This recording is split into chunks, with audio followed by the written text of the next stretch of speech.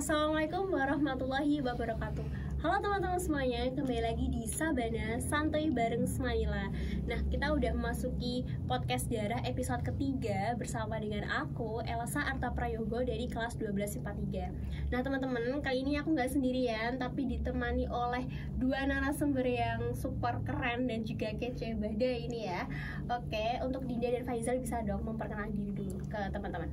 Oke, halo teman-teman semuanya dari K13 dan Kurikulum Merdeka. Kenalin, nama aku Dinda Dewi Ashifa dari kelas 12 MIPA 3. Oke, Faizal. Halo teman-teman, perkenalkan nama saya Faizal Rustam Fendi dari kelas 12 MIPA 3. Oke, teman-teman, untuk perkenalannya mungkin singkat aja ya, nggak usah lama-lama karena di sini kita juga mengejar waktu. Kalau semisal teman-teman mau perkenalan lebih lanjut sama Faizal dan Dinda, bisa langsung nyamperin ke ruang kelas 12 IPA 3 ya, langsung gitu, nyari Mbak Dinda sama Mas Faizal gitu aja. Oke, tadi Dinda sempat nyebutin kata kurikulum merdeka ya? Oke nih, kalau misal kita ngomongin soal kata merdeka dalam benak Faizal sama Dinda, ini kalau memaknai kata merdeka itu seperti apa sih? Dari Dinda dulu. Oke, kalau dari aku pribadi, merdeka itu bebas ya, artinya kita bebas gitu. Oke, jadi manusia yang bebas gitu ya, tanpa kekangan kayak gitu. Dari Faizal sendiri? Menurutku merdeka itu kita tidak bergantung terhadap apapun. Jadi kita kayak mandiri. Mandiri, nggak berada di bawah bayang-bayang orang lain kayak gitu ya, misalnya merdeka kayak gitu, jadi orang merdeka. Oke nih, Faizal dan Dinda dan juga teman-teman, kalau semisal kita flashback atau kita mundur ke dulu masa-masa awal kemerdekaan, kan bangsa ini tuh dihadapkan dengan banyak sekali tantangan, banyak sekali dinamika, kayak mungkin dari sistem pemerintahan dan juga suasana pemerintahan yang kurang kondusif, yang belum kondusif, kemudian juga ada pemberontakan juga ya, pemberontakan untuk mengganti ideologi, kemudian juga pemberontakan karena kepentingan ya, yang seperti dibahas podcast kemarin. Kemudian juga ada pemberontakan oleh pemerintahan. Nah, oleh pemerintahannya ada 3 ya kalau nggak salah ya, Dinda. Ya, benar. Ada apa aja nih? Ada PRRI, Permesta, sama BFO. Nah, teman-teman, ketiga pemberontakan ini, PRRI, Permesta dan juga BFO, akan kita bahas bersama dengan Dinda dan Faizal nih sama beberapa menit ke depan ya. Jadi kita akan mengulas apa sih pemberontakan itu kayak gitu. Mungkin kita langsung aja ya ke PRRI dulu aja ya yang pertama. Ini siapa dulu ya mau ngebahas? Dinda dulu ya. Dinda dulu ya, yang ladies first. Oke. Dinda dulu yang bakal ngebahas soal PRRI. Nah, apa sih itu? PRRI itu apa? Kemudian latar belakang penyebab dari pemberontakan itu apa? Oke, jadi PRRI sendiri itu merupakan singkatan dari Pemerintah Revolusioner Republik Indonesia, di mana latar belakang PRRI itu intinya itu karena adanya kesenjangan kesejahteraan antara pemerintah daerah dengan pemerintah pusat. Tapi PRRI pemberontak tuh sebenarnya penyebabnya nggak sesimpel itu. Dari beberapa bidang yang menyebabkan PRRI itu memberontak. Yang pertama nih, ada dari politik. Dari politik sendiri itu karena pada tahun 1950 sampai 1959 itu ada yang namanya Undang-Undang Dasar Sementara kan. Nah, Undang-Undang Dasar Sementara ini menyebabkan perubahan sistem pemerintahan dari yang semulanya presidensial ke parlementer gitu.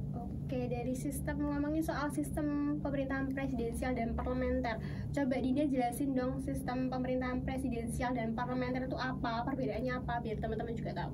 Oke, kalau dari presidensial sendiri itu presiden itu sebagai kepala negara sekaligus kepala pemerintahan. Jadi presiden ini nggak punya tanggung jawab ke lembaga legislatif gitu ya kan. Terus kalau parlementer sendiri, presiden ini hanya sebagai kepala negara dan kepala pemerintahannya itu dari Perdana Menteri. Jadi harus tanggung jawab ke lembaga legislatif. Oke, kayak gitu. Bisa dilanjut tadi latar belakangnya tadi. Oke, untuk selanjutnya latar belakang yang selanjutnya itu dari bidang ekonomi. Dari ekonomi sendiri itu penyebabnya karena tidak meratanya pembangunan dan juga alokasi biaya pembangunan. Jadi kayak di desa atau di daerah itu kita cuma bisa bangun ini sama ini, tapi di kota itu kok yang wah banget gitu. Oke, ini menarik sekali teman-teman, karena kayak ini tuh istilahnya kayak ada kecemburuan gitu ya, pemerintah daerah ke pemerintah pusat gitu loh. Kalau di daerah kan pembenahannya kurang, mungkin pembangunan juga kurang, di pusat udah maju kayak gitu ya. Jadi kayak ada kecemburuan kayak gitu. Itu dari segi ekonomi tadi. Kemudian dari segi militer ya. Militer. Ya, menyambung dari punyanya Indah. Oke, Indah sama Faizal nih ya. Ya. Kalau dari militer itu adanya pengurangan brigade pada angkatan darat di setiap daerah. Oke, jadi dari tiap daerah itu dikurangin ya anggota brigadir TNI-nya kayak Ya. gitu. Kemudian, Jadi mereka kecewa sama pemerintah pusat. karena dikurangin tadi itu. Iya, karena dikurangi. Jadi tiap daerah tadi dikurangin, kemudian merasa kecewa, terus dari segi ekonomi juga merasa cemburu nih, pembenahannya di daerah kurang, akhirnya melakukan pemberontakan tadi. Oke, bisa dilanjut mungkin jalannya pemberontakan dari PRRI ini. Tujuan dari pemberontakan ini adalah menuntut pembubaran kabinet Juanda. Oke, jadi pemberontakan PRRI ini tuh terjadi pada masa kabinet Kabinet Juanda. Juanda, iya. Kabinet keberapa tuh? Ketujuh. Terakhir. Terakhir Iya, ya, terakhir. ya kabinet Juanda. Oke, menarik. Lalu menunjuk Muhammad Hatta dan Sri Sultan Hamengkubuwono IX menjadi pemimpin Republik Indonesia. Oke, seperti itu. Itu tadi tujuannya ya. Ya. Tujuan dari pemberontakan PRI ini, teman-teman. Kemudian jalannya pemberontakan nih. Pemimpin ya, mungkin pemimpinnya tadi belum disebutin ya. Pemimpinnya siapa nih yang Ahmad Hussein pemimpinnya. Ahmad Hussein. Tapi Ya. Ahmad Hussein tidak sendiri, dia dibantu beberapa dewan-dewan yang membantu pemberontakan PRRI ini, seperti Pasukannya gitu. Oh ya, yang nge-backing dari Ya, belakangan. benar. Kalau misal ngeberontak sendiri kan juga nggak bisa Wah, ya, iya. sulit gitu. Jadi ada nih yang pasukan yang bantu si Ahmad Hussein tadi. Apa aja nih mereka? Dewan Banteng, Banteng, Dewan Gajah, Dewan Gajah. Dewan Garuda, sama yang terakhir adalah Dewan Manguni. Oke, itu menarik sekali ya teman-teman. Kita tadi yang memberontak pemimpinnya. Kemudian apa sih upaya pemerintah untuk mengatasi dari pemberontakan PRRI ini? Nah, sebelum ke situ mungkin ke jalannya yang lebih detailnya lagi ya. Boleh dijelasin lebih detail itu lagi. tuh diawali dari pertemuan para tokoh-tokoh PRRI pada tanggal 9 sampai 13 Januari 1958. Nah, pertemuan mereka ini tuh menghasilkan suatu keputusan kan pasti.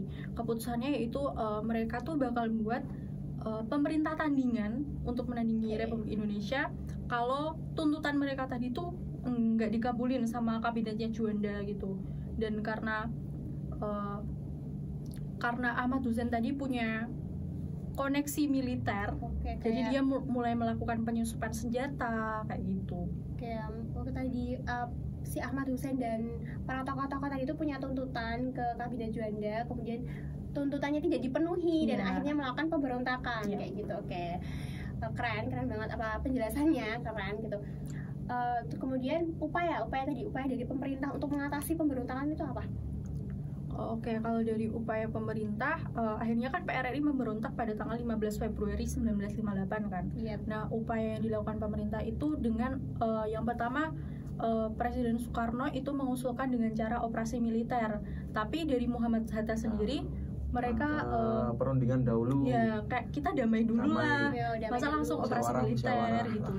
Bisa nggak nih perundingannya? Sayang banget gagal. Kenapa ya? Memang dari dulu tuh rakyat Indonesia, orang-orang Indonesia kalau disuruh berunding memang susah ya, sulit ya teman-teman. Oke. Jadi langsung ke operasi militer tadi ya. Operasi militer ini sendiri itu ada beberapa operasi.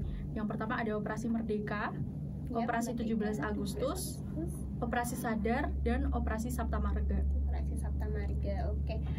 Kayak menarik sekali nama Sabta Marga ini ya. Kenapa kok disebut dengan operasi Sabta Marga ya?